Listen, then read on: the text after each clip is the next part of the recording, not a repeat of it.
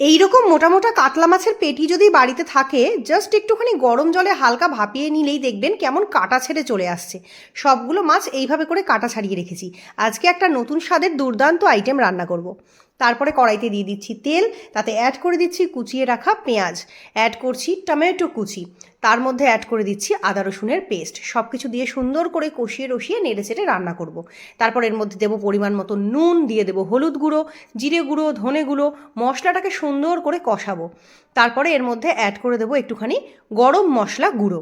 সব কিছু দিয়ে সুন্দর করে মশলা কষানো হয়ে গেলে অ্যাড করে দেবো ওই যে ছাড়িয়ে রাখা মাছগুলো, সেটা আর কিছুটা সেদ্ধ করে চটকে রাখা আলু।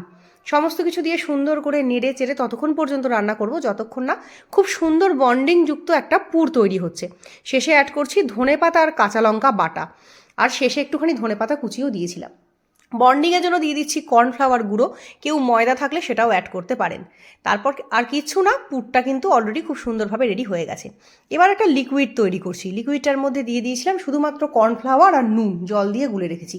এদিকে ব্রেড ক্র্যাম্প নিয়ে তার মধ্যে নুন আর গোলমরিচ দিয়ে ভালো করে রেডি করে রেখেছি। তারপর এই পুরগুলো হাতে নিচ্ছি, ব্রেড ক্র্যাম্পে একবার সিঙ্গেল কোট করে, তারপর ওই কর্নফ্লাওয়ার গোলা যে লিকুইডটা রয়েছে তাতে আবার একবার চুবিয়ে নিয়ে ডাবল কোট করলেই দেখবেন এই রকম সুন্দর আকারের ফিশ চপ কিন্তু বাড়িতেই তৈরি হয়ে গেল। তারপর আর কিচ্ছু না, গরম গরম ডোবা তেলে ভাজুন আর গোল্ডেন ফ্রাই করে পরিবেশন করুন ঘরোয়া মাছের চপ। খুব সহজ রেসিপি এবং দুর্দান্ত খেতে লাগে। নিজেরা বানিয়ে ট্রাই করুন। টাটা।